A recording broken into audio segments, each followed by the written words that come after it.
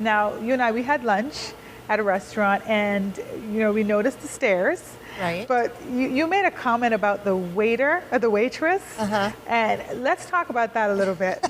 But it's a day in your life, It is. It happens a lot. I guess because I don't have arms, I can't hear and speak. I don't know. We had a waitress who asked Catherine if we were going to share a menu or if I needed a menu.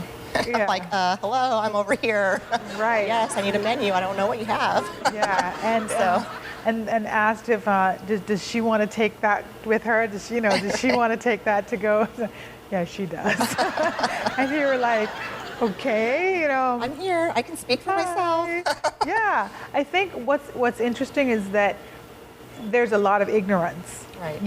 And I don't even know if people mean to be offensive. But it is offensive at the end of the day. I guess I'm used to it, and I realize people don't always know how to handle it, Right. how to handle the situation. Yeah. They should just handle it just like they would handle any other person, but Right. they don't realize that. But not everybody's eating with their feet either. Really? So, in all fairness, right? But it's still something that, okay, that's good, that's what she's doing, and we're done, Right. as opposed to really imposing on another person, because we all have something. Right. You might not see what I have, or you might not know what I have, but I have something that I have to deal with. So I've at the end of the always said day, yeah, we just have to kind of go about it. There's nothing to see here, folks. Right.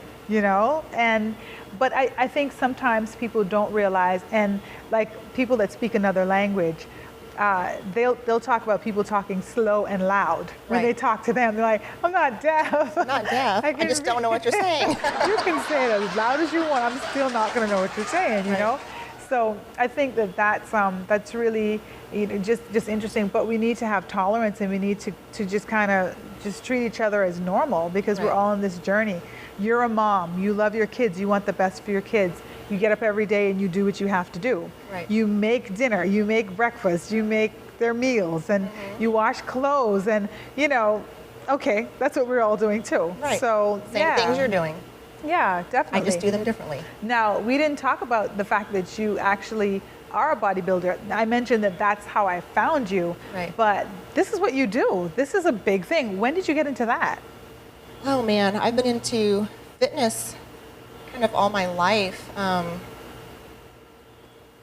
When I was in high school, I really got into running and step aerobics. I used to do all the buns of steel workouts, Yeah. legs of steel, whatever they were, abs of steel.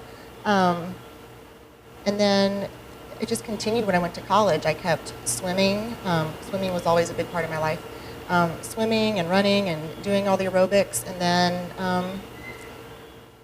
until after I got married, had my baby, and then it was like, oh man, I need to get rid of this baby weight. And then I really got in the gym, and I started learning about all the weight training, and I became an aerobics instructor, did that for many years, and eventually I really wanted to compete. Yeah. And I didn't for quite a while, because I thought, oh, they probably won't let me compete, without arms, how am I going to do that?